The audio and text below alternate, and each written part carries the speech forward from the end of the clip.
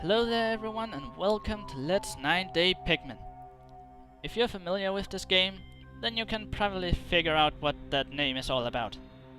But for right now, I'm just gonna hold off on explaining that for a moment, because I'd much rather point out that this asteroid right here looks like a starbit from Super Mario Galaxy. Seriously, it does. And Olimar is going to steer right into it. I don't know why, but I'm convinced that he is actively steering into it. As if the voice of Miyamoto was in his head, saying, Olimar, if you crash into this asteroid that is shaped like a starbit from a game we have not made yet, you are going to be featured as the main character of a completely new franchise. And honestly, who can say no to that? Well, Olimar couldn't. So, I guess it's worth crashing onto a planet. I don't know. I'm not a spaceman. Why would I know?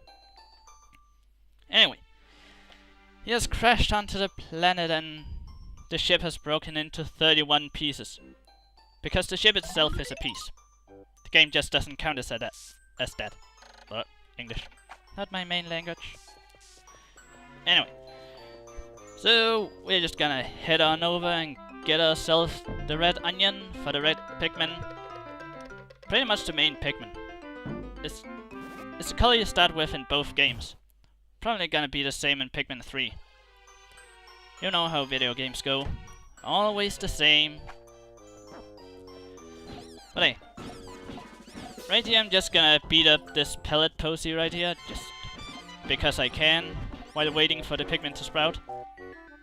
And the light around the leaf, I don't get it. Why is it glitching through? That is so weird to me. And tons of small cutscenes to introduce all of the small things that are in Pikmin. Yay. I'm really just skipping through all of this because, well, for the most part, since this is a 9-day run, I'm going to be getting all 30 ship pieces in just 9 days. Which is more like 37 ship pieces in 6 days. When you think about it, because 3 of the pieces are like, they take 1 day each, because there's only one piece in the zone. So, I think 27 over 6 days sounds a little better. But anyway, what I'm doing right here, if you just hold down the throw button, Olimar is going to hold onto the Pikmin and you can take it with you at full speed. As you can see, the other Pikmin got left behind because they're slow as balls. Slow as carrots. Why did I default to balls? What is wrong with me? What has the internet done to me? The internet has made me play Pikmin in 9 days. I don't know. What? What the hell? But yeah, you carry back all of these pellets. No. I can't take myself seriously trying to explain the basic mechanics of Pikmin. It's just, I don't know, I hate doing that kind of stuff. But really, this one pellet right there was kind of unnecessary. I just decided to go get it while waiting for the other Pikmin to sprout. And really, even if you got the 1 pellets instead of the 5 pellet, you just end up at 9 Pikmin, so you need 10 to do this. So you absolutely have to get the 5. I just went for that one because I guess maybe it saves time. And I'd like to point something out there. 1 Pikmin. Always 1 Pikmin. You just can't get the last Pikmin to help on those boxes. Or rather, that box.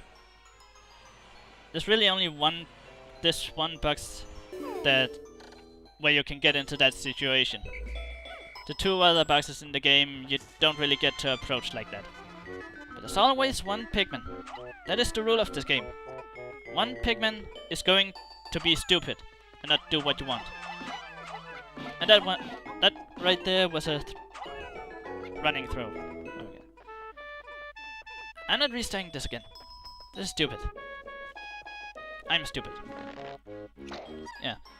I'm doing this in post-commentary because, as you might figure, getting 27 pieces in 6 days is prone to failure. So there were quite a few restarts doing this, and I'd just rather not try and do live commentary over something that is so likely to be restarted. So yeah, deal with it. Actually, it's more annoying for me because I'm just being awful to myself about it. Being all, this is post-commentary, it must be perfect. Live commentary can have flaws and everything because it's live. Post-commentary? No! And I'm not sure where I'm going with everything I'm saying. I'm being incredibly random. Just talking about random things. That is kind of what random means, I guess.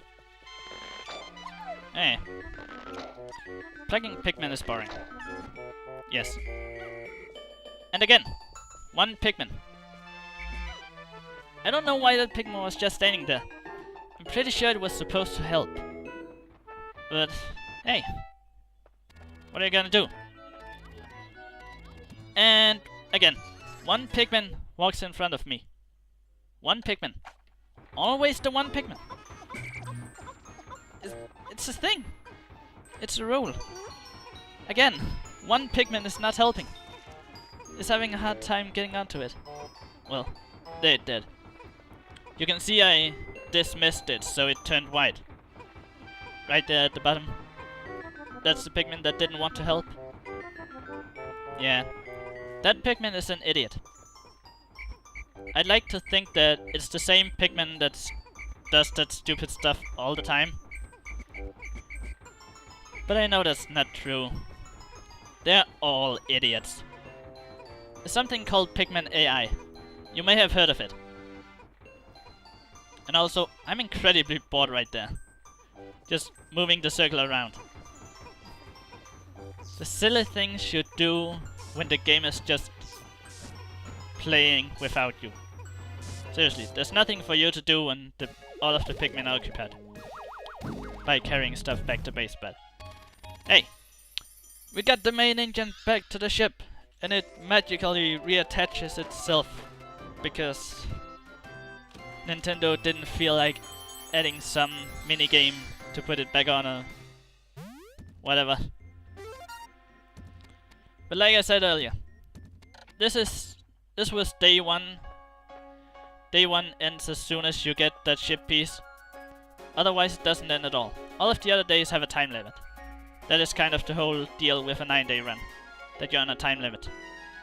But the first day you can only get one piece, and it just stops right away. And then there's another piece in this area, and then there's a final area with one piece. And all 3 of these days, they're pretty stupid for trying to do this game in a few days thingy. Just because you don't have a chance to get more. Anyway, after you complete a day, you get this little diary thing.